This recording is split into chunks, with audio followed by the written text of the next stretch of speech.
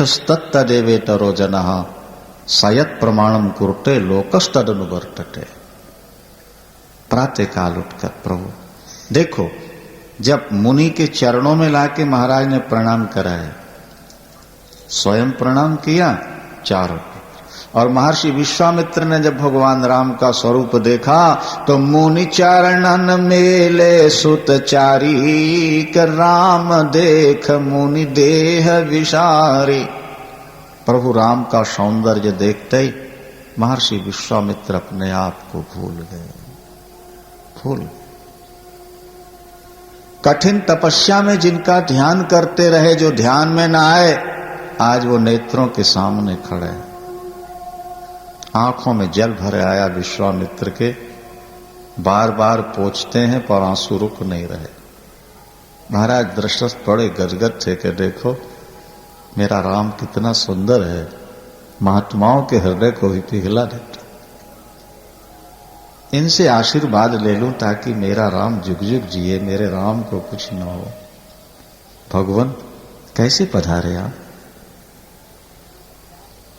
विश्वामित्र ने कहा, राजन मैं कुछ मांगने आया। यद्यपि दुनिया में मांगना बहुत बुरा है। क्या? बोले मांगन गए सो मर गए और मरे सो मांगन जाए, और तिनते पहले वे मरे जिन मुख निकसे ना। होते हुए ना कर देना बहुत बुरी बात। भगवान राम के बारे में महर्षि विश्वामित्र कहते, मैं कुछ मांगने आया हूं राजन, दे सकोगे? बोले महाराज हमारे रघुवंश की 3 प्रतिज्ञाएं हैं।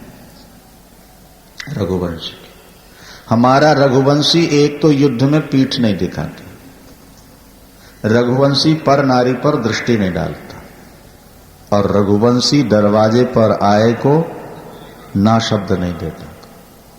ये 3 हमारे कुल की विशिष्ट परंपरा। आप मांगिए, क्या चाहिए आप? बोले अनुज समेत देहु रघुनाथा। अरे अनुज समेत देहु रघुनाथा, तो निश्चर बध मैं होऊं सनाथ। लक्ष्मण के सहित राम मुझे दे दो, मैं इनके द्वारा राक्षसों को मरवाऊंगा। इनका सुयश फैलेगा, हमारा जीवन सफल हो जाएगा। महाराज दशरथ की आंखों से आंसू निकलने लगे। जिस कुल में आज तक ना शब्द लेकर कोई नहीं गया, जिस कुल से रघुवंशी अपने प्राण दे देंगे लेकिन ना नहीं कहते। महाराज दशरथ ने देने का वचन दे दिया, लेकिन जब विश्वामित्र के मुख से निकला कि लक्ष्मण के सहित राम दे दो, कांपते हुए चरण पकड़ लिया, रो पड़े, पीले पड़ गए दशरथ। बोले चौथे पन पायो सुतचारी। अरे चौथे पन पायो सुतचारी, के बेप्रवचन नहीं कहु विचारी। मांगहु भूमि धेनु धन कोशा, और सर्वस आज देहु सहरोषा। ये देह प्राण ते प्रिय कछु नाही, सो मुनि देव निमिषे कमाही। इस चार्यो सुत मोहि प्राण की नाई, पर राम देत नहीं बने गुसा। मैं रघुवंशी हूं तो सिर काट के आपके चरणों में चढ़ा दूंगा। मुझे अपने प्राण देने में वो पीड़ा नहीं होगी जो राम को देने में पीड़ा होगी।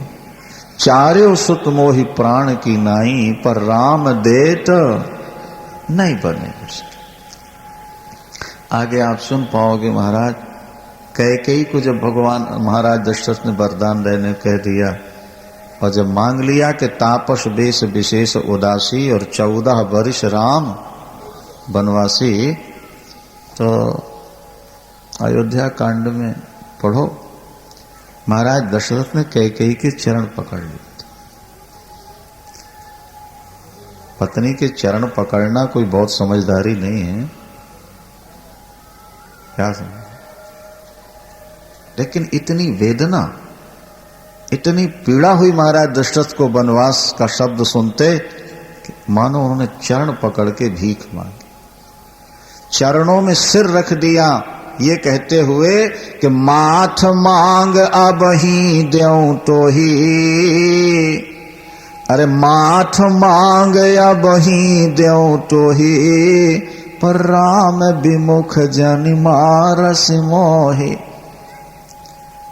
जल के बिना मछली जीवित रह सकती है, मणि के बिना मणिधर सर्प जीवित रह सकता है, लेकिन राम के बिना दशरथ जीवित नहीं। अपने सुहाग की रक्षा कर ले कैकेयी, राख राम का जेहित ही भांति, और नाही तो जरहि जन्म भर छाती, उसको जिंदगी भर रोना पड़ा, मैं राम के बिना जीवित नहीं रह सकता। प्रीति वही है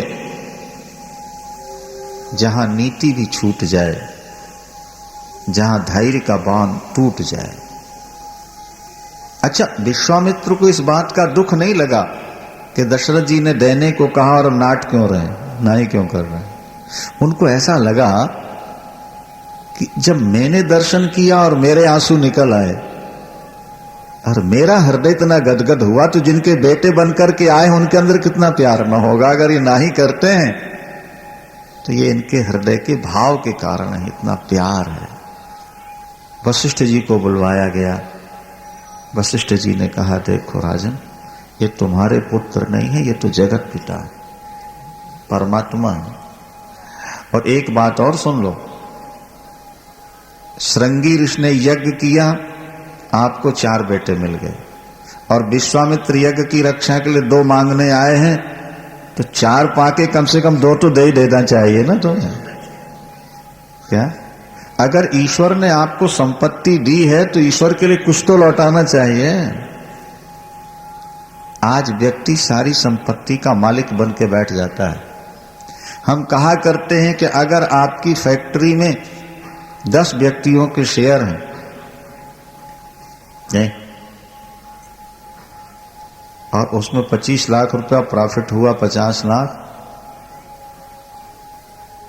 उसके हकदार 10 होंगे कि 1 होगा? बताओ भाई।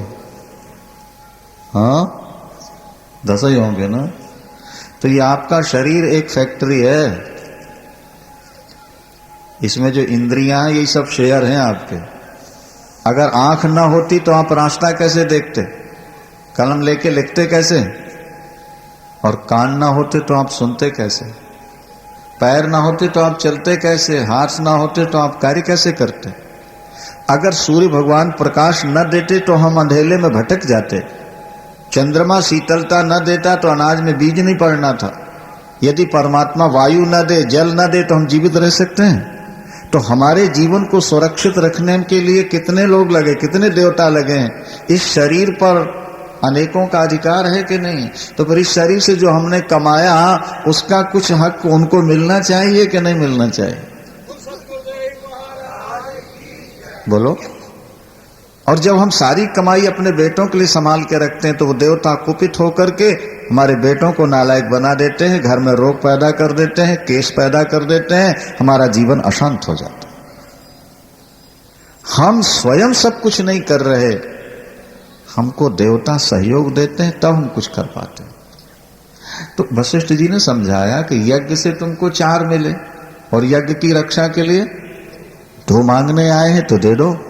रो पड़े दशरथ जी, बोले गुरुदेव मैं तो 4 दे सकता हूं, लेकिन मुझे राम छोड़े नहीं जाते। मुझको ऐसा लगता है कि मेरा राम तो बड़ा कोमल है, बहुत भोला भाला है, ये राक्षसों कैसे मारेगा।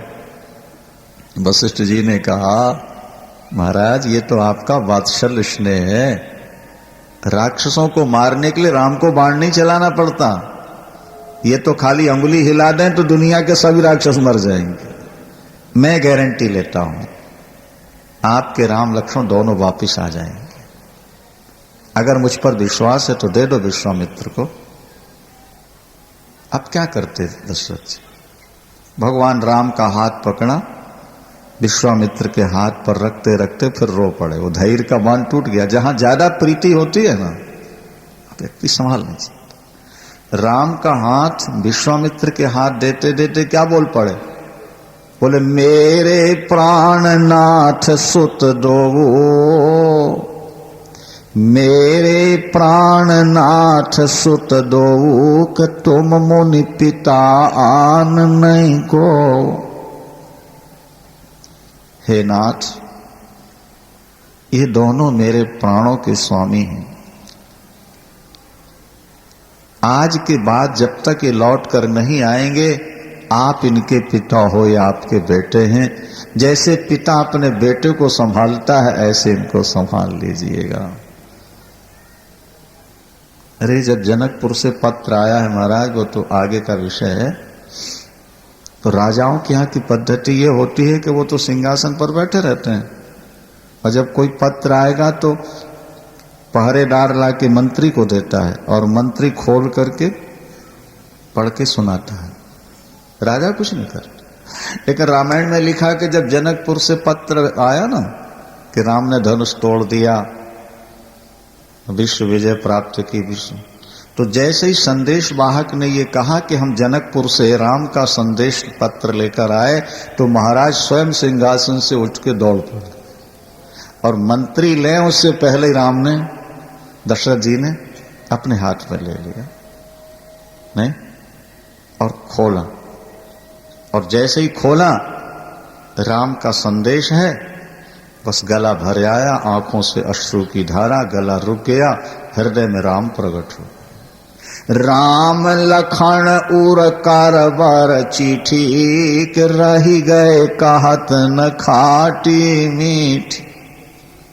अविरल अश्रु, सभासद घबरा गए। कोई अप्रिय समाचार तो नहीं? आंसू तो दो ही तरह से निकलते हैं। कोई अप्रिय समाचार तो नहीं इसमें? महाराज पत्र खोलकर पढ़ नहीं पा रहे, रोते जा रहे। जब महाराज ने देखा कि सभा सशंकित हुई, तो पूनिधारी धीर पत्रिका बाची, धैर्य धारण किया, आंसू पहुंचे, गला ठीक किया, और पढ़ते जा रहे हैं और रोते जा रहे हैं, पढ़ते जा रहे हैं, रोते जा रहे हैं। एक बार नहीं पढ़ा, 50 बार पढ़ के सुनाया। भरत आए, उनको सुनाया, कौशल्या जी के पास गए, उनको सुनाया, सुमित्रा जी के पास उनको सुना, गुरुदेव के यहाँ गए, उनको सुनाया। अपने प्यारे की चर्चा कहने और सुनने दोनों में आनंद आता है। प्रेम एक वो चाशनी है जो हर पदार्थ को मीठा बना देती है। अपने प्यारे का संदेश, अपने प्यारे का पत्र बहुत मीठा। रामायण में लिखा है, जरा ध्यान से सुने। उस संदेश वाहक पोस्टमैन को महाराज दशरथ ने बगल में बैठा लिया। उनको ये ध्यान नहीं रहा क्या एक संदेश वाहक नौकर को बगल में बैठा, और एक चक्रवर्ती सम्राट उस संदेश वाहक को क्या कह रहा है? बोले भैया कहु कुशल दो बारे, और तुमनी के निज नयन निहारे। चक्रवर्ती सम्राट पत्र वाहक को क्या कह रहा? भैया। अरे भाई तो बराबरी वाले को कहा जाता है, लेकिन आज चक्रवर्ती सम्राट एक नौकर को भैया कहता है। अरे भैया कहु कुशल दो बारे, और तुमनी के निज नयन निहारे। जा दिन ते मुनि गए अलवाई, तब ते आज साच सुध पाई। भैया बताओ, जनक ने कैसे पहचान लिया? संदेश वाहक ने कहा, महाराज क्या सूरज को देखने के लिए दीपक जलाना पड़ता है? राम को पहचानने के लिए क्या किसी के परिचय की जरूरत पड़ेगी? अच्छा, तुम ये बताओ, तुम पत्र लेके जनकपुर से आ रहे हो ना? अरे हाँ सरकार। तो तुम केवल पत्र लेके आ रहे हो या तुमने अपनी आंखों से देखा है? देख, उसने कहा सरकार हमने अपनी आंखों से देखा।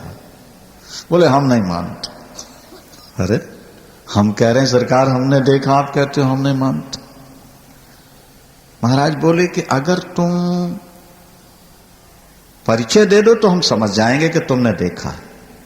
पहले तो ये बताओ कि दोनों का रंग क्या है, क्या, और दोनों का स्वभाव क्या है। अगर तुम रंग और स्वभाव बता दो तब हम समझेंगे कि तुमने देखा है, नहीं तो तुम पत्र ही लेके चले आए। पत्रवाहक ने कहा सरकार बड़े जो हैं वो सांवले हैं और छोटे गोरे हैं। बड़े बहुत गंभीर हैं जबकि छोटे में थोड़ा रोष है। परशुराम जब आए तो महाराज बड़ी आंखें दिखाई परशुराम ने। अब फिर लखनलाल जी ने वो उत्तर दिए कि अंत में हाथ जोड़ करके परशुराम चले गए। अरे महाराज के फिर आंसू टपकना शुरू हो गया और बोले भैया इनको इनाम तो दो, इन्होंने हमारे ललन का समाचार दिया। लोग इनाम लेके आए तो पत्रवाहक कहता है सरकार हमारे गांव की बिटिया, हमारे महाराज की बिटिया आपके आने वाली है, हमें तो आपके घर का पानी भी नहीं पीना चाहिए, हम आपसे इनाम लेने आए हैं, हम तो आपको संदेश देने के लिए आए हुए हैं।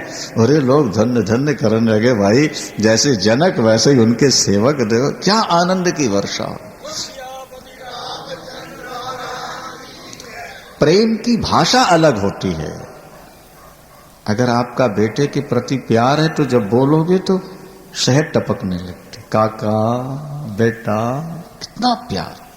जहां प्यार होगा वहां की आवाज में मिठास होती है। एक बड़ी सुंदर बात है, सूरदास जी कथा सुना रहे थे। सूरदास जी कथा सुना रहे और तुलसीदास जी आ गए। सूरदास जी को तो दिखता नहीं था, उन्होंने आते ही कहा जय जय सीताराम। सूरदास जी जय जय सीताराम। उन्होंने कहा गोस्वामी जी जय जय राधे श्याम। आइए आइए तुलसीदास जी आइए विराशी।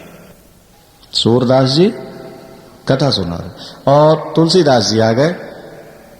सूरदास जी को तो दिखता नहीं था, उन्होंने आते ही कहा जय जय सीताराम। सूरदास जी जय जय सीताराम। उन्होंने कहा गोस्वामी जी जय जय राधे श्याम। आइए आइए तुलसीदास जी आइए विराशी। लोगों को बड़ा आश्चर्य हुआ, सूरदास जी को दिखता तो नहीं, क्या किसी ने परिचय दिया नहीं।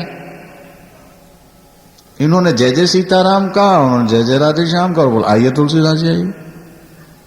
श्रोताओं ने पूछा सूरदास जी से कि महाराज इससे तो हमको ऐसा लगता है कि आपको थोड़ा ना थोड़ा दिखाई जरूर देता है, क्योंकि बिना परिचय के आपने कह दिया कि गोस्वामी जी आइए तुलसीदास जी।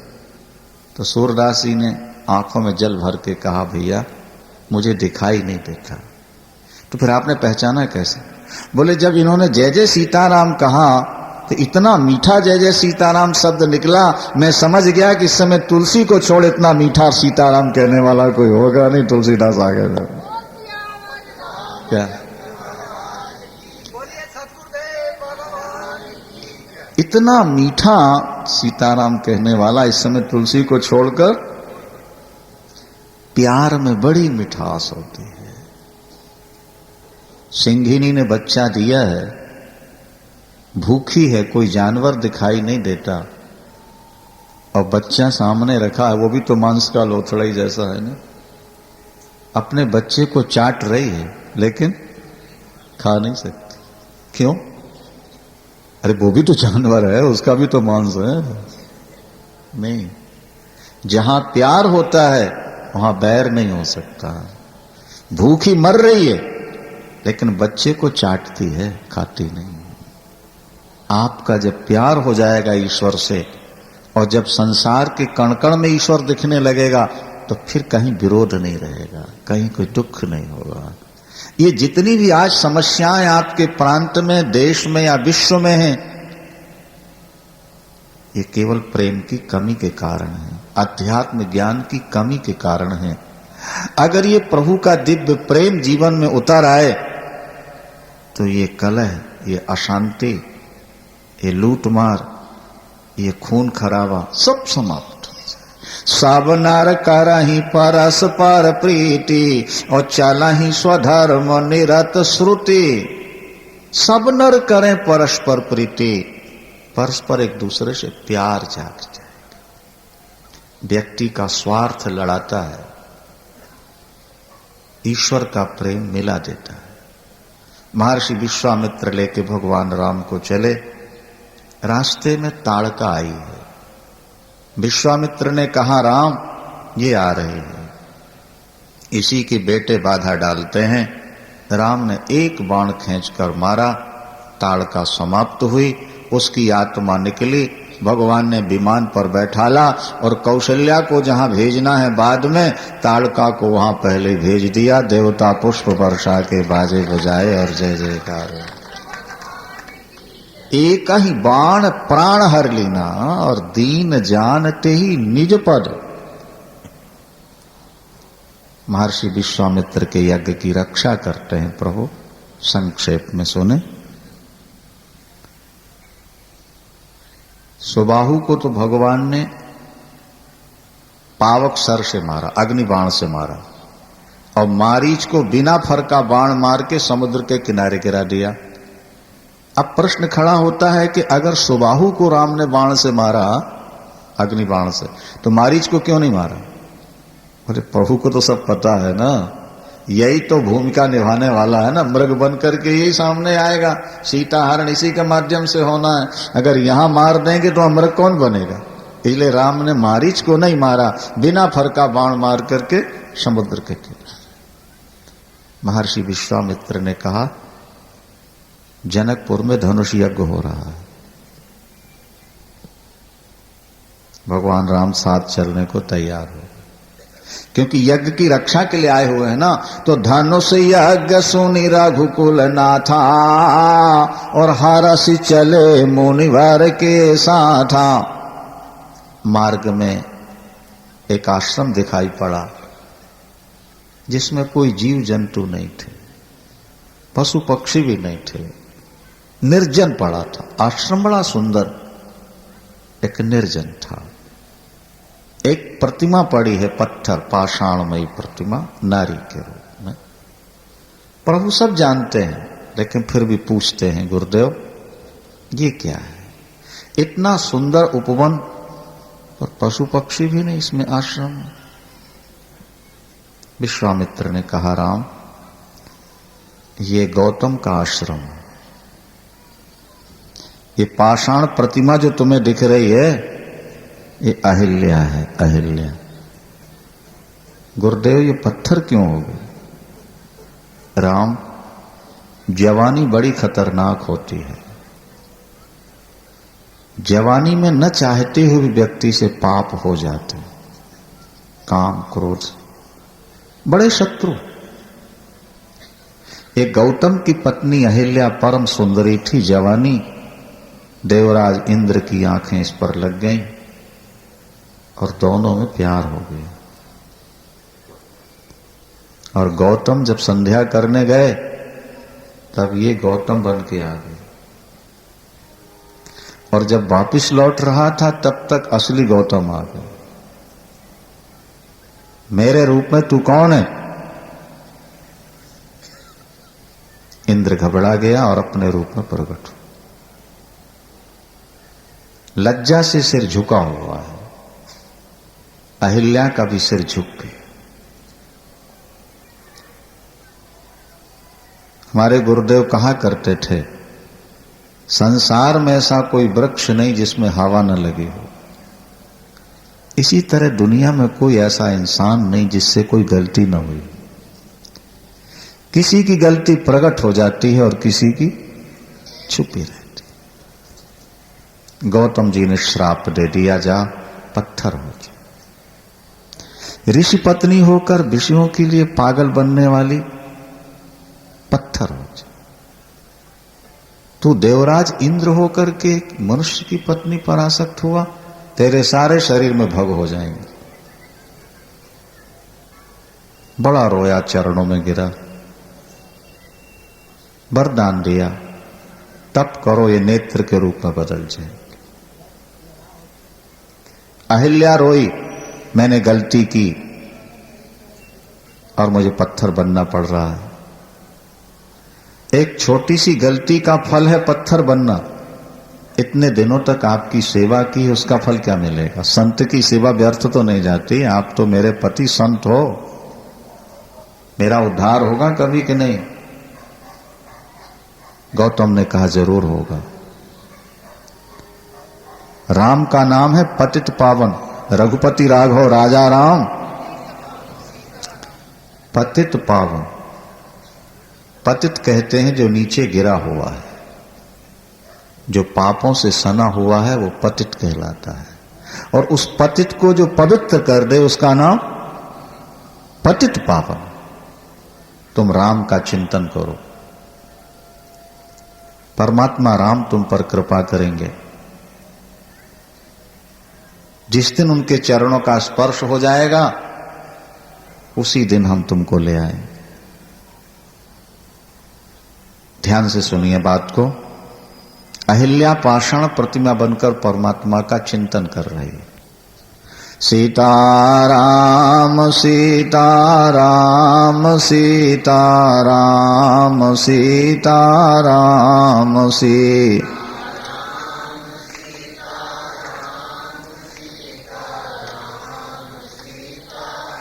देखो, नारी का पातिव्रत चला जाए तो जल्दी नहीं लौटता जिंदगी। एक बार भी अगर पातिव्रत नष्ट हुआ सारी जिंदगी के लिए गया। पर प्रभु राम पतित पावन है। रामायण हमें आश्वासन देती है, अगर तुम्हारा धर्म नष्ट हो चुका है और तुम भविष्य में गलती न करने का संकल्प ले लो और परमात्मा का चिंतन करो तो तुम्हारा गया हुआ धर्म वापस लौट आएगा। तुम फिर पतिव्रता कहलाने लगोगे, तुम फिर एक पत्नी व्रत हो जाओगे। की हुई गलती अगर दोहराई न जाए तो अपने आप मिट जाती है। व्यक्ति पाप करके पश्चाताप करे, पहले पाप पीछे ताप। पश्चाताप का मतलब पीछे ताप। पहले हुआ पाप और पीछे हुआ ताप। हे भगवान, हमसे गलती क्यों हुई? परमात्मा तू हमें एक बार माफ कर दे, अब हम जीवन में दोबारा गलती नहीं करें। और प्रभु का नाम लो, आपकी गलती माफ हो जाए। अहिल्या पाषाण के रूप में पड़ी है। विश्वामित्र ने कहा राम अपने चरण छुपा दो, ये अपने रूप में आ जाए, अपने पति के पास जाए। भगवान ने कहा हाँ गुरुदेव, जो आपकी आज्ञा। अगर व्यक्ति से एक बार गलती हो जाए तो उसके परमार्थ का मार्ग रुकना नहीं चाहिए, दरवाजे बंद नहीं होना चाहिए। गुरुदेव की आज्ञा पाते प्रभु ने अपना चरण जैसे सिर पर छुआया, पत्थर में विस्फोट हुआ और दिव्य नारी के रूप में अहिल्या प्रकट हो रही है। देवता पुष्प वर्षा करके बाजे बजाए और जय जयकार कर रहे। लिखा है वाल्मीकि रामायण में कि भगवान राम ने चरणों में प्रणाम किया है अहिल्या। पहले पैर छुआ दिया ना, और बाद में क्यों?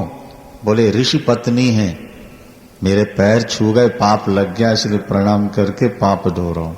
अरे आपके चरण लगने से तो ये नारी पत्थर नारी बन गई। बोले ये मेरे चरण लगने से नहीं, ये तो गुरुदेव के आशीर्वाद से दिव्य नारी बनी हुई है। अगर मेरे चरणों से बननी होती तो हजारों पत्थरों में पैर छू गए सब न बन जाते। ये राम का दर्शन है। जीवन में जो सफलता आपको मिले यही सोचना, या तो हमारे गुरु की कृपा है या गोविंद की कृपा है। उससे आपके जीवन में अभिमान नहीं होगा। और अगर अभिमान नहीं होगा तो आपको कभी नीचा नहीं देखना पड़ेगा। आगे धनुष भंग होगा, उस पर भी कल सुन पाएंगे आप। भगवान ने साफ कह दिया कि धनुष मैंने नहीं तोड़ा। छुअत ही टूट पिनाक पुराना, मैं कही हेतु करो अभिमाना। व्याख्या कल होगी। तो अहिल्या जब प्रकट हुई तो उसने भगवान की स्तुति की है। बड़ी सुंदर स्तुति यहां लिखी है। पारसत पग पावन परसत पग पावन शोक नशावन प्रगट भई तप पुंज सही। ये देखत रघुनायक जन सुखदायक सन्मुख होय कर जोर रही। अति प्रेम अधीरा पुलक शरीरा मुख नहीं आवई बचन कही। अतिशय बड़ भागी वो चरणन लागी जुगल नयन जलधार बही। मुनि श्राप जो दीना अति भल कीना परम अनुग्रह में माना। देखो भरि लोचन हरि भव मोचन यह लाभ शंकर जाना। बिनती प्रभु मोरी मैं मति ठोरी नाथ न जानो। फला दीनबंधु बस यही है अपने चरणों की भक्ति दोहराओ। पति ने जब श्राप दिया था तो ऐसा लगा था कि मेरे साथ अन्याय हुआ, लेकिन आज ऐसा लग रहा है कि वो श्राप नहीं वरदान था। यदि श्राप न मिलता तो राम का दर्शन कैसे होता। प्रभु गौतम आए अपनी पत्नी को ले गए, देवता पुष्प वर्षा के बाजे बजाए और जय जयकार किया है। भगवान राम ने पतिता अहिल्या का उद्धार किए। भगवान पतित पावन है। रघुपति राघव राजा राम पतित पावन सीताराम। जो पतितों को पापियों को पावन पवित्र करते हैं उनको पतित पावन कहते हैं। पतित शब्द का अर्थ है जो अपनी मर्यादा से गिर गया है, जिसके द्वारा पाप हुए हैं वो व्यक्ति पतित होता है। उस पतित को जो पावन माने पवित्र कर दे वे हैं प्रभु राम। आपने सुना भगवान राम ने अहिल्या का उद्धार किया, उनके पति उनको ले गए। वहां से चलकर प्रभु गंगा किनारे आए हैं, गंगा तट पर स्नान किया, ब्राह्मणों को दान दक्षिणा दी। तब उन्हें ऐसा लगा कि ऋषि पत्नी के सिर पर जो पैर छू गया था उससे शुद्धि हो गई। जो जिनका नाम लेकर के जगत शुद्ध हो रहा है वो गंगा स्नान करके शुद्धि की कामना करते हैं। राम के जीवन में अभिमान नहीं है। भगवान राम दुनिया को संकेत देते हैं कि तुम कर्तापन का अभिमान नहीं ले लेना। मैं कर रहा हूं ये अभिमान है। आपके शरीर में अनेकों का सहयोग है। फिर आत्म तत्व पर विचार करेंगे तो आत्मा स्वयं में न्यूट्रल है। वो स्वयं क्रिया रहित है, वो निष्क्रिय तत्व है। आत्मा में क्रिया तब होती है जब शरीर के साथ संबंध जुड़ जाता है, तो ऐसा लगता है कि आत्मा में कर्तृत्व और भोक्तृत्व आ गए। जैसे जपा कुसुम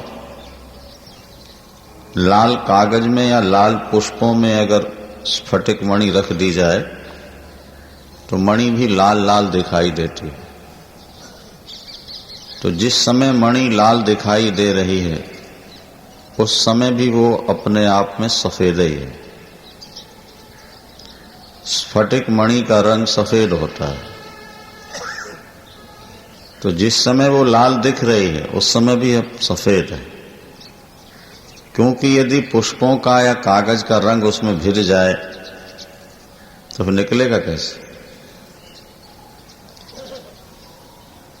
इसी तरह से आत्मा मूल में निर्विकार है। जब वो शरीर के साथ जुड़ जाए तो शरीर की क्रियाओं से ऐसा लगता है कि आत्मा के द्वारा क्रिया हो रही है। वास्तव में आत्मा में कोई क्रिया नहीं। जैसे हम कहा करते हैं कि भाई आपके मकान में तार फिट हैं और उसमें पावर आ रहा है, लेकिन आप कोठी बंद करके कहीं यात्रा पर चले गए, सभी बटने ऑफ करके, तो पावर तो है तार के अंदर उस समय भी, लेकिन उसमें कोई क्रिया नहीं है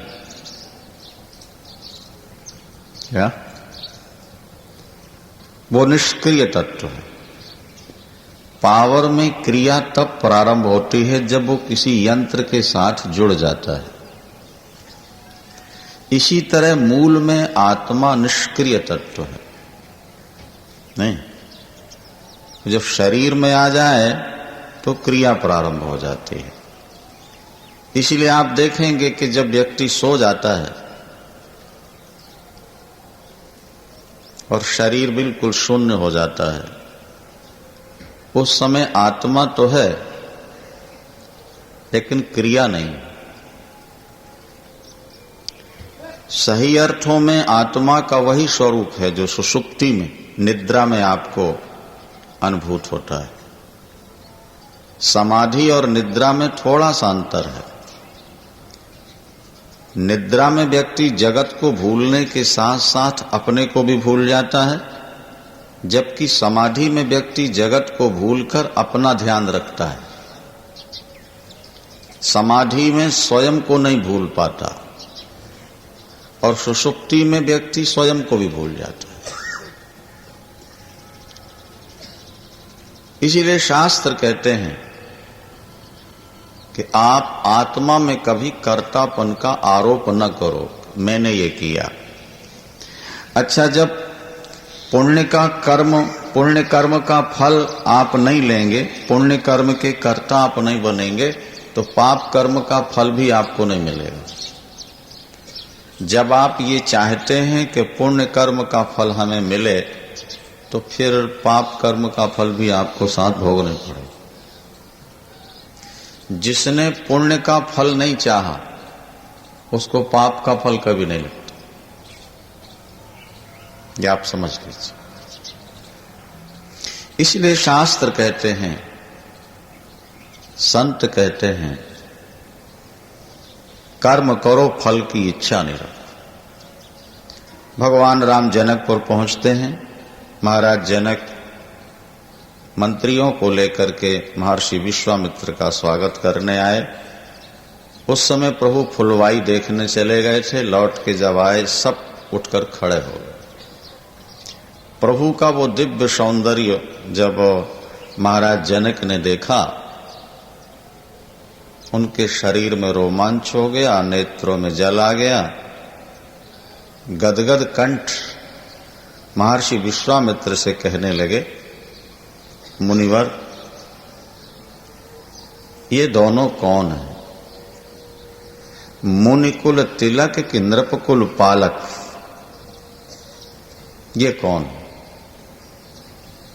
क्यों? बोले, सहज विराग रूप मन मोरा, थकित होत जिमि चंद चकोरा, के इनहि बिलोकत अति अनुरागा। अरे इनहि बिलोकत अति अनुरागा, कि बरबस ब्रह्म सुख ही मन त्यागा। इनहि बिलोकत अति अनुरागा। महाराज जनक का मन विरागी है, संसार के पद पदार्थों में आसक्त नहीं होता, लेकिन आज प्रभु राम के सौंदर्य को देखकर वो विरागी मन अनुरागी बन गया। सियावर रामचंद्र भगवान की। आनंद हु के आनंद दाता, ये आनंद को भी आनंदित करने वाले हैं। इन दोनों का परस्पर प्यार।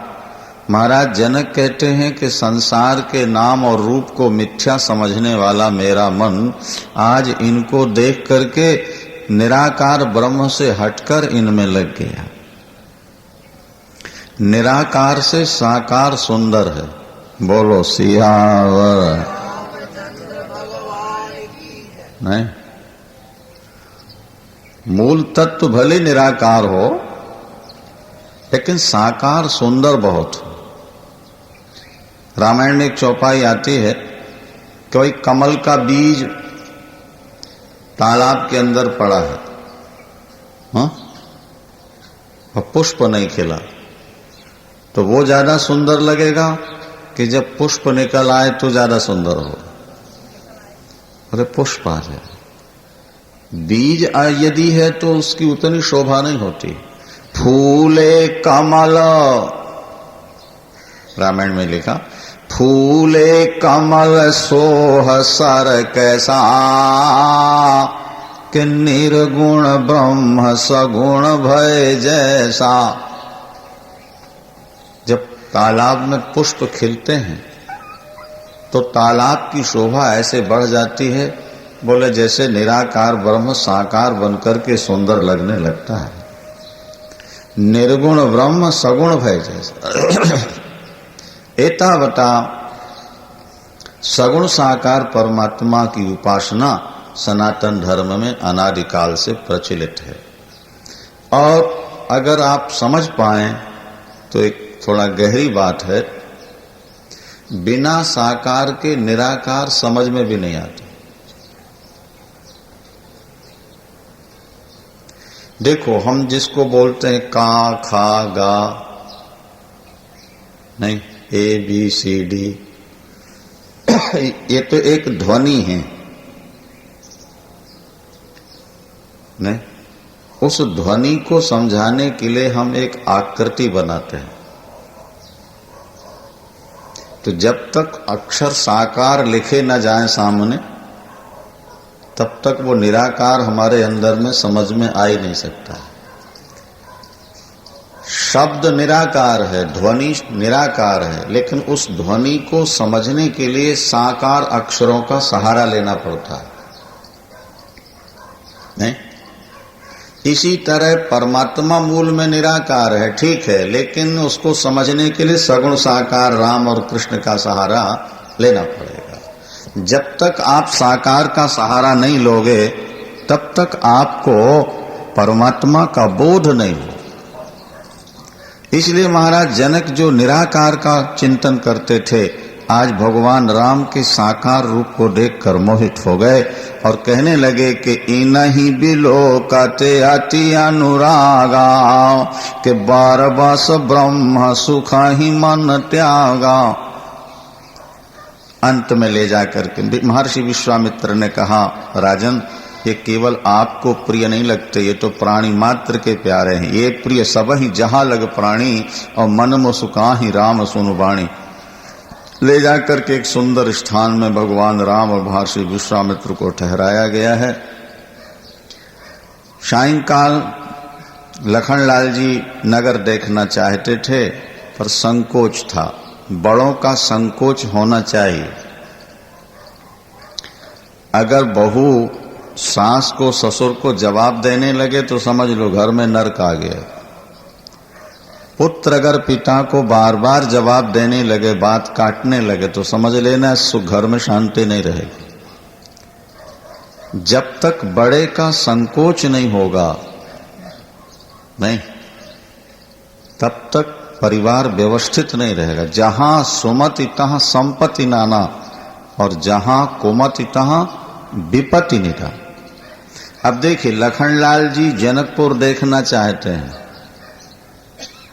लेकिन प्रभु का संकोच और गुरुदेव का भय कह नहीं पाते। भगवान राम हाथ जोड़ के मुनिवर से कहते हैं, विश्वामित्र से, कि प्रभु यदि आपकी आज्ञा हो गुरुदेव, तो मैं लखन को नगर दिखाकर ले आऊं। महर्षि विश्वामित्र बड़े प्रसन्न हुए, बोले राम, सारा संसार आपकी आज्ञा मानता है और आप हमसे आज्ञा मांग रहे हैं, इसका मतलब कि आप मर्यादा की स्थापना करना चाहते हैं। जाओ, नगरवासियों को दर्शन देकर कृतार्थ कर आओ। लिखा है कि भगवान जब नगर में प्रवेश करते हैं तो जो देखता है वही मोहित हो जाता है। नगर के नर नारी भगवान के रूप को देखकर मोहित हो गए। क्या? जिन निज रूप मोहनी डारी, और कीने स्वबस सकल नर नारी। और बारनाथ छावी जहाँ तहाँ सब लोगो आवस देखिए देखन जोगो। सुंदरता का चमत्कार वही है कि देखने वाला व्यक्ति मोहित हो जाए, वो तो सुंदरता है। भगवान राम का सौंदर्य इतना विलक्षण कि मनुष्यों की बात तो छोड़ दो, पशु पक्षी भी प्रभु राम का सौंदर्य देख करके मुग्ध हो जाते हैं। खग मृग चले जा ही संग लागे। जब प्रभु चित्रकूट जा रहे होते हैं तो मार्ग में जो पक्षी मृग और पशु मिलते हैं वो अपना चारा चुगना छोड़ करके और प्रभु राम के पीछे पीछे काफी दूर तक चलते चले जाते। ये सुंदरता का चमत्कार। ऐसा भी सुना गया है कि एक बार भगवान राम चित्रकूट में जब शिकार खेलने के लिए निकले, सामने एक मृग दिखाई दिया। प्रभु ने धनुष पर बाण रखा। मृग ने राम को देखा, राम ने मृग को देखा। भगवती जानकी कुटिया के बाहर खड़ी देख रही थी। मृग ने सोचा कि प्राण बचाने भागूंगा तो ये सुंदरता नहीं दिखेगी, नहीं, और देखता रहूंगा तो बाण लग जाए। अब यहां प्राण बचाऊं या दर्शन करूं? तो अंदर से आवाज आती है कि मृत्यु तो निश्चित है, होना ही है, आज न होगी कुछ दिन बाद होगी, पर ऐसा सुंदर रूप कब देखने को मिलेगा।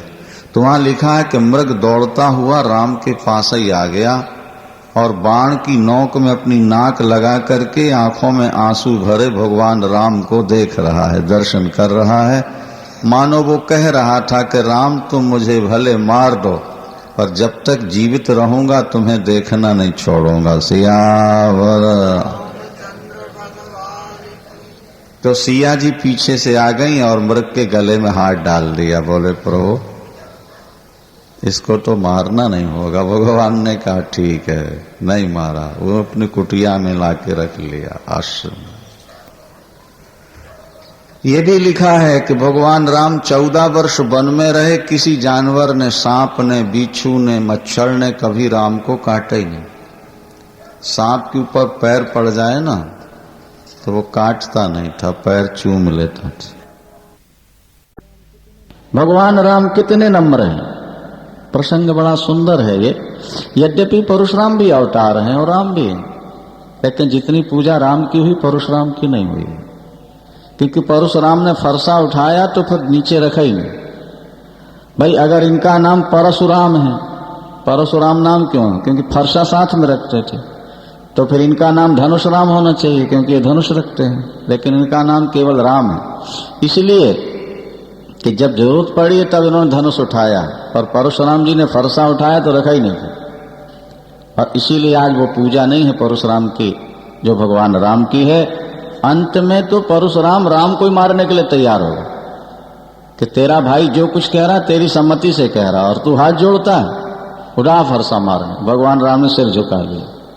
भृगुपति बकें कुठार उठाए और मन मुस्कान ही राम सिर नाए।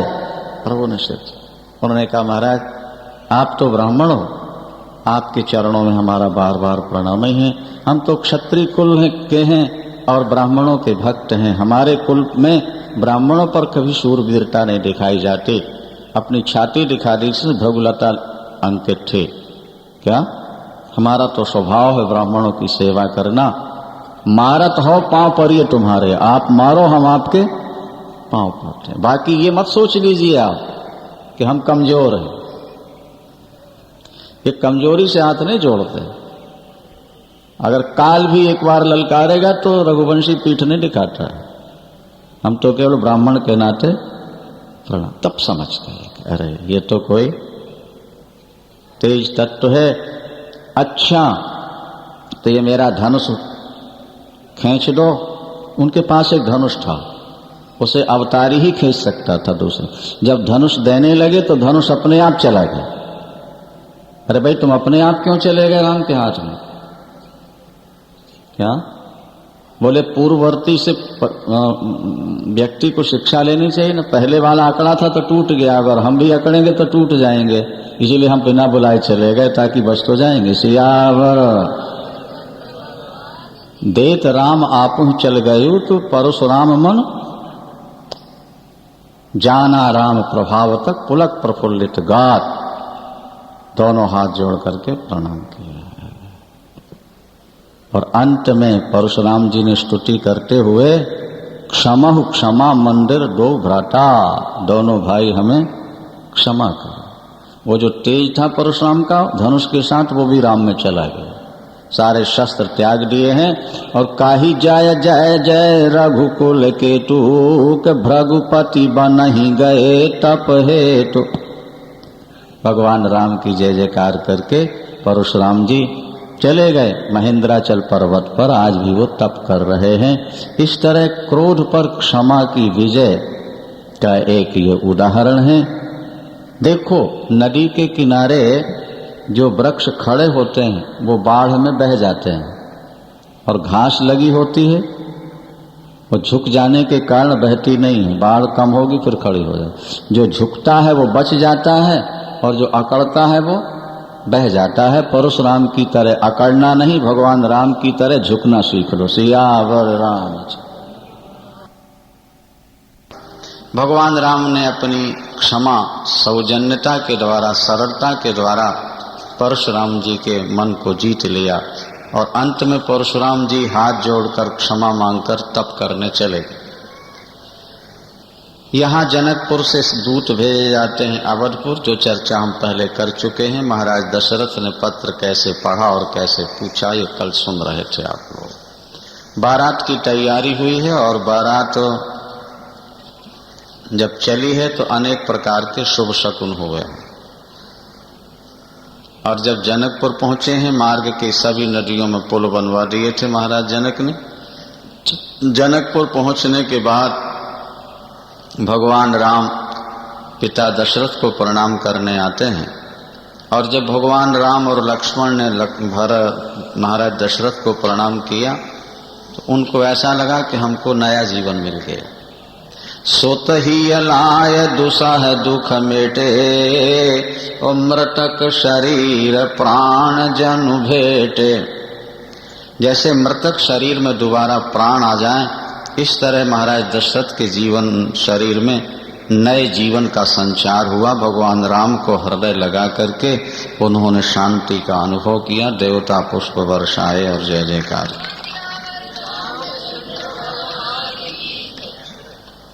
सीय कछु महिमा प्रगट दिखाई, भगवती जानकी ने फिर अपनी महिमा दिखाई है, अपना प्रताप दिखाया है।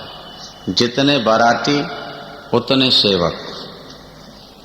बारातियों को वस्तु मांगनी नहीं पड़ती, बारातियों के मन में जो भाव उठता है, हाँ, सेवक वो वस्तु पहले सामने लिए खड़े नजर आता है। ये देखिए चमत्कार। और तब सब लोग महाराज जनक की प्रशंसा करते हैं, लेकिन सिय महिमा रघुनायक जानी। ये चमत्कार महाराज जनक का है या जानकी का है, इस बात को केवल भगवान राम ही समझ पाए थे। यही अघन मास था, यही मार्गशीर्ष मास, शुक्ल पक्ष पंचमी। आज द्वितीया है, पंचमी को भगवान राम का विवाह है। यही मुहूर्त।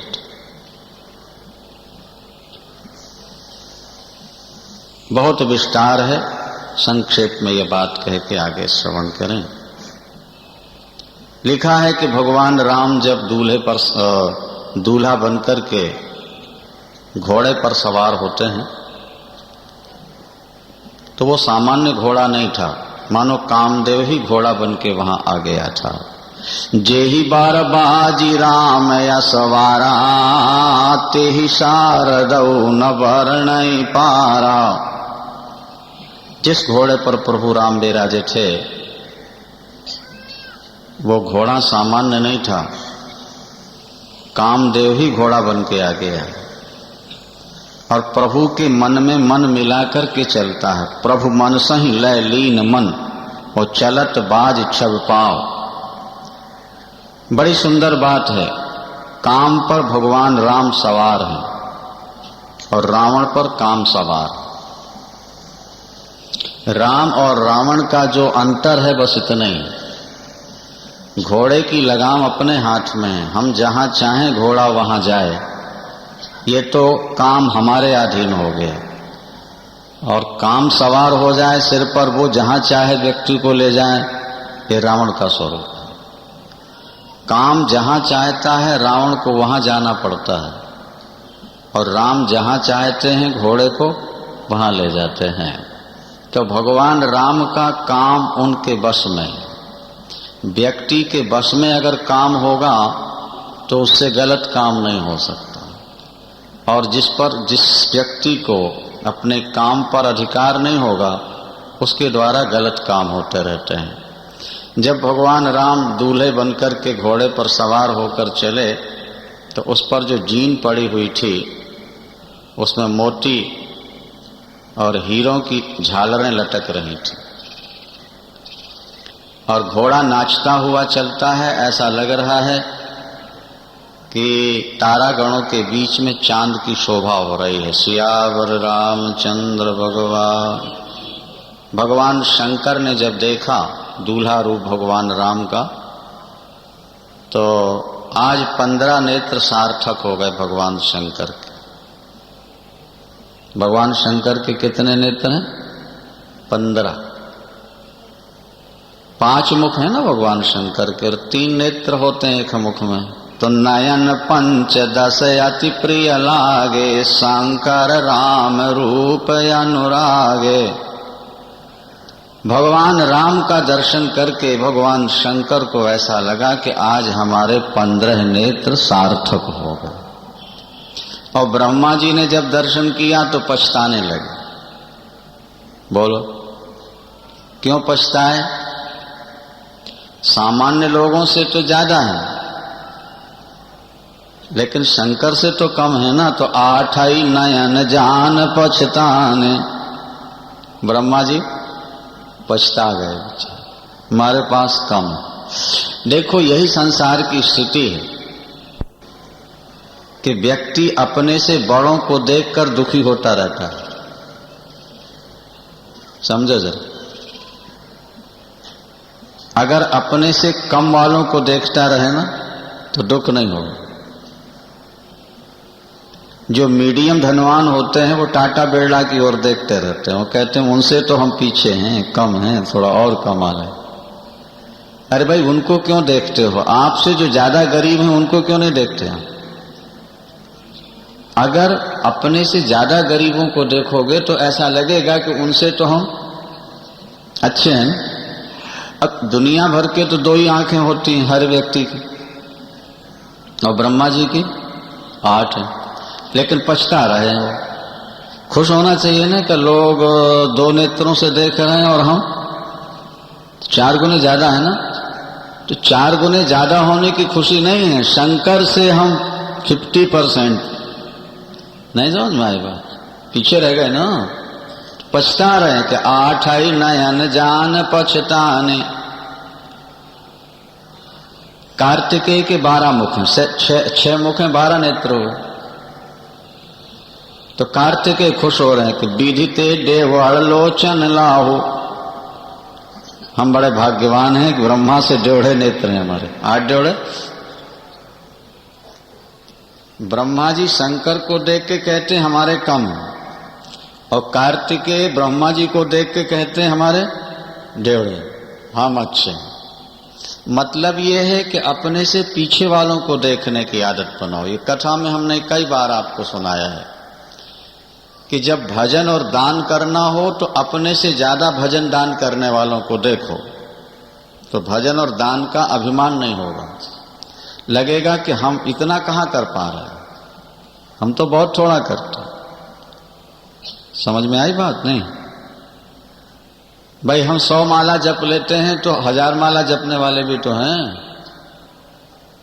हम 10-20 हजार देते हैं, 1,00,000 2 लाख देते हैं, 10-20 लाख दान करने वाले भी तो हैं। तो उनकी अपेक्षा तो हम कुछ भी नहीं कर पा रहे। तो अभिमान नहीं होगा और हमको ज्यादा दान कर सकेंगे। जरा समझिए। और जब दुख आए जीवन में, गरीबी आए, तो अपने से पीछे वालों को देखो, उनसे तो हम अच्छे हैं।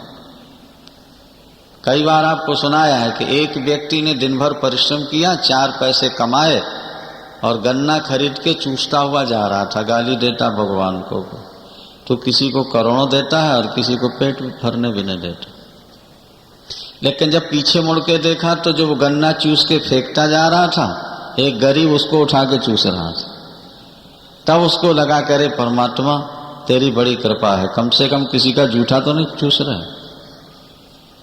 क्या हम जब सामने बड़े को देखते हैं तो लगता है हम बहुत छोटे हैं। नहीं नहीं, हमें भगवान ने जितना बना दिया बहुत है।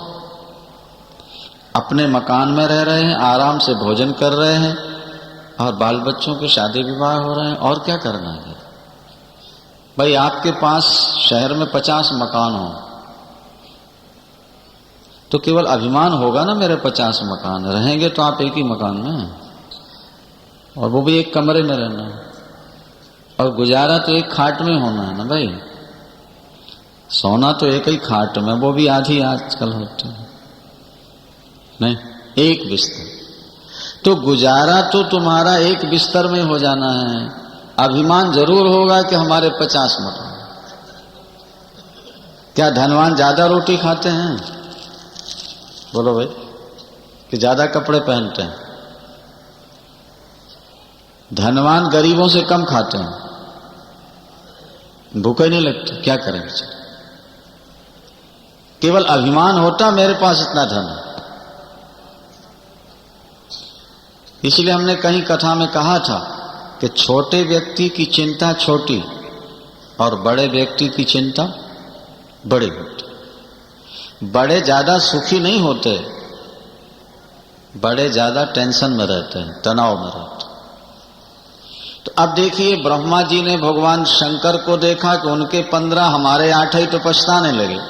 और कार्तिकेय नहीं पछताए, क्योंकि उन्होंने भगवान शंकर के 15 नहीं देखे आगे, बल्कि पीछे ब्रह्मा के देखे। उन्होंने कहा उनसे तो बढ़िया है। बोलिए शंकर भगवान की। अगर ब्रह्मा पछता रहे तो कार्तिकेय को भी पछताना चाहिए था कि पिताजी से तो हमारे कम है। उन्होंने कहा नहीं, पिताजी को नहीं देखना है, ब्रह्मा जी से तो हमारे जाते। अच्छा, आज सुरेश बहुत प्रसन्न थे, देवराज इंद्र। गौतम श्राप परमहित माना, राम ही चितव सुरेश सुजाना। सारे शरीर में नेत्र हो गए ना इंद्र के। पहले तो श्राप मिला था, बाद में वो वरदान हो गया। तो सैकड़ों नेत्रों से देवराज इंद्र भगवान राम का दिव्य स्वरूप देख रहे थे। यहाँ देवता बाराती बनकर सम्मिलित हो गए हैं, वहाँ देवताओं की स्त्रियां दिव्य नारियों का रूप धारण करके रनिवास में मिल गई हैं और बड़े सुंदर मधुर गीत गा रही थीं। जगह जगह आरती हो रही है, जगह जगह पुष्प वर्षा हो रही है और लोग जय जयकार कर रहे थे। जब भगवान राम मंडप के समीप पहुंचते हैं महल के महाराज के, तो फिर माता सुनैना परीक्षण करने आई हैं। और जब भगवान राम का दिव्य रूप देखा तो उन्हें कितना आनंद हुआ। अपनी बेटी को योग्य वर मिल जाए तो माँ कितनी प्रसन्न होती है, बोले माँ ही समझ पाती है। भगवान राम की आरती करते समय वहाँ जानकी का सौंदर्य, भगवती किशोरी जी का, और यहाँ भगवान राम का सौंदर्य देखकर माता सुनैना के नेत्र आज कृतकृत्य हो गए। आरती करके उतारा है घोड़े से और पावड़े बिछाते हुए दिव्य मंडप में ले जाया गया है, जहाँ महाराज जनक ने अपने हाथों से दिव्य सिंहासन बिछाई है। सभी बारातियों का स्वागत, सबको बैठाला गया है। और उसके बाद भगवान राम का मंगलमय स्वरूप सब लोगों ने दर्शन किया है। भगवान का स्वरूप बड़ा दिव्य है, विलक्षण है। आगे आप सुनेंगे ये स्थिति थी कि जब बारात भोजन करती है ना, तो प्राचीन काल में देवियां कुछ गीत गाया करती थी और गीत में मधुर गारियां सुनाती थी। बरातियों। तो आश्चर्य ये हुआ कि जब भगवान राम आए उससे पहले तो जनकपुर की नारियां महाराज दशरथ को गालियां सुना रही थीं बरातियों को, और भगवान राम का जब सौंदर्य देखा तो महाराज वो अपने आप को भूल गई और महाराज दशरथ की जगह जनक महाराज को गालियां देना प्रारंभ कर दिया। उनको पता ही नहीं लगा हम गाली किसको दे रहे हैं। आज को हाल सुनो सजनी, अरे आज को हाल सुनो सजनी, माड़वे तट एक कौतुक भारी, और जेवत देख बारात सब पुर आय, चढ़ी मिथिलेश अटारी। तो राम को रूप निहारत ही भ्रम में भई वे सब गावन हारी, के लेत रही अवधेश को नाम, सुदैने लगी मिथिलेश हिंगारी। भगवान राम जब भोजन करने बैठते उस समय की बात है। भगवान राम इस समय मंडप में पधार गए हैं और महाराज जनक ने सबसे पहले तो भगवान राम के चरण धोए। लागे पखारन पाय पंकज, प्रेम तनु पुल कावली। महाराज जनक ने जब भगवान राम के चरण पखारे, चरण धोए, तो देवता पुष्प वर्षाकर उनके भाग्य की सराहना कर रहे थे। देखो महाराज जनक कितने बड़भागी हैं, जिन चरणों का जल भगवान शंकर मस्तक पर धारण करते हैं। बड़े बड़े देवताओं को जो चरण सुलभ नहीं है, आज महाराज जनक अपने हाथों से वे चरण धो रहे हैं। जिन चरणों का चिंतन करके मुनि अपने दोषों को मिटा देते हैं, जिन चरणों का स्पर्श करके अहिल्या दिव्य नारी बन गई, योगियों का मन मधुप जिन चरणों में सदा निवास करता है, ते पद पखारत भाग्य भाजन, जनक जय जय सब कह। आज उन्हीं चरणों को महाराज जनक पखार रहे हैं, सब लोग जय जयकार करते हैं। भगवती जानकी को जब मंडप में लाया गया है तो सभी लोगों ने हाथ जोड़ करके प्रणाम किया है और जय जयकार की है। भगवती का दिव्य स्वरूप था, उसका तो वर्णन नहीं हो सकता। शक्ति, परमात्मा की आह्लादनी शक्ति है ये। और उसके बाद दोनों कुल गुरुओं ने शाखोच्चार किया है। विवाह में दोनों कुल की 3-3 पीढ़ियों का स्मरण किया जाता है। यहाँ पर भगवती जानकी जब आकर बैठी तो उनके हाथ के कंगनों में भगवान राम की मूर्ति दिखाई देती है। अब ऋषि कहते हैं जानकी जी से कि पूजन करो, तो वो हाथ हिलाना नहीं चाहती, क्योंकि हाथ हिलेगा तो दर्शन नहीं हो पाएगा, सामने देख नहीं सकते क्योंकि सभी लोग बैठे हुए हैं।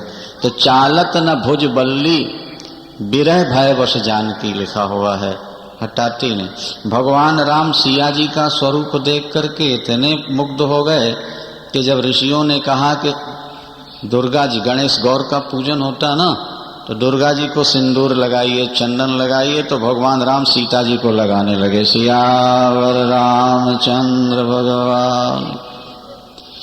इसके बाद कारिलोक वेद विधान कन्यादान नृप भूषण कियो।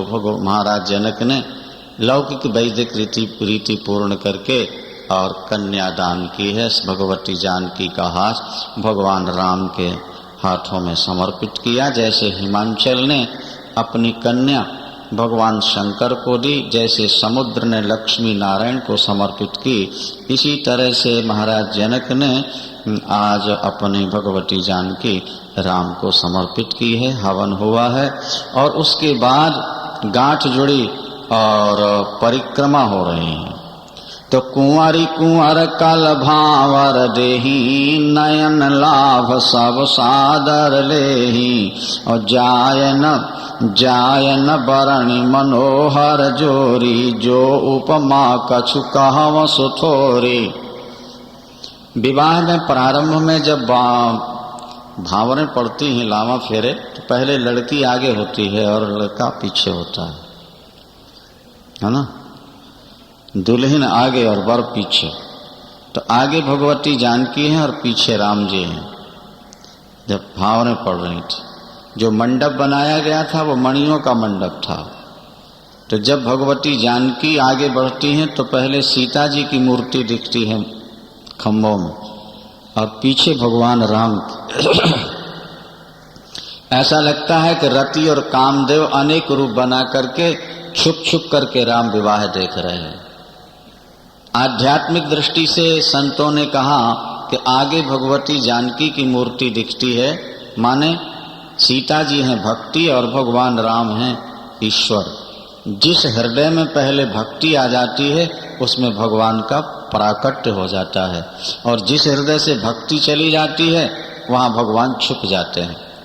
देखिए ना, जो मंडप में खंबे हैं पहले सिया जी दिखती हैं तो पीछे राम भी दिखने लगते हैं, और सिया जी आगे बढ़ गई तो राम भी बढ़ गए, तो राम का दिखना भी बंद हो गया। तो जहाँ भक्ति है वहाँ ईश्वर है, और जहाँ भक्ति नहीं है वहाँ ईश्वर। ये इसका संकेत हुआ। भावरें पड़ती हैं, जय जयकार करते हैं, और उसके बाद में महाराज जनक ने बहुत कुछ दाज दिया। सारा मंडप भर गया मणियों से, सोने चांदी से। भगवती जनक नंदिनी जानकी के मांग में भगवान राम सिंदूर भरते हैं। तो लिखा है कि जब भगवान राम सिंदूर लगा रहे थे, राम सीय सिर सिंदूर देही और शोभा कही न जात विधि के ही, मनहु अपराग अरुण भरनी के और शशि भूष आहि लोभ अमी के। भगवान राम जो भगवती जानकी को सिंदूर दान दे रहे हैं, कैसा लगता है? भगवती जानकी का मुखार बिंद चांद है और भगवान का हाथ सांवला सांवला सर्प के समान है। तो ऐसा लगता है कि सर्प कमल में पराग भर के सिंदूर चंद्रमा को दे रहा है अमृत प्राप्ति के लिए। अंगुलियां तो कमल पुष्प की तरह और हाथ सर्प की तरह। तो लगता है कि सर्प अपने मुख में कमल पुष्प लेकर सिंदूर रूपी पराग भर के वो चंद्रमा को दे रहा है अमृत प्राप्ति के लालच में। इस तरह भगवान राम ने भगवती को सिंदूर दान किया है। शास्त्र कहते हैं कि सुहागिनी स्त्री के मस्तक पर सिंदूर होना चाहिए। अब आजकल तो परंपराएं बदलती जा रही है ना सब। भगवती जानकी हमेशा अपने मस्तक में सिंदूर लगाते थे। ये सुहाग का एक चिन्ह होता है। एक बार भगवती जानकी जब सिंदूर लगा रही थी तो लिखा है कि हनुमान जी महाराज आ गए। तो हनुमान जी ने देखा कि माँ सिंदूर लगा रही, तो पूछा माँ ये क्या है? तो भगवती जानकी ने कह दिया, बेटा इससे स्वामी की आयु बढ़ती है। सिंदूर लगाने से स्वामी की आयु बढ़ती है। तो हनुमान जी ने सोचा कि मेरे स्वामी तो राम हैं, मेरे भी राम स्वामी हैं, तो अगर इतना सा सिंदूर लगाने में स्वामी की आयु बढ़ती है तो मैं सारे शरीर में लगा लेता हूँ ताकि मेरे स्वामी की आयु बहुत लंबी हो, उनका मंगल हो। तो महाराज उन्होंने 1-2 किलो सिंदूर खरीदा और घी में मच करके सिर से लेकर पैरों तक हनुमान जी ने सिंदूर लगा लिया और बिल्कुल लाल होकर के बाबा जी पहुंच गए राम दरबार में। भगवान राम ने जब देखा बहुत ठहाका मार के हंसे महाराज। बोलो सियावर रामचंद्र भगवान की। बहुत हंसे भगवान राम और पूछने लगे हनुमंत लाल ये क्या है? तो हनुमंत लाल ने कहा कि सरकार माँ कहती हैं सिंदूर लगाने से स्वामी की आयु बढ़ती है, तो मोरे सब एक तुम स्वामी और दीन बंधु और अंतर्यामी।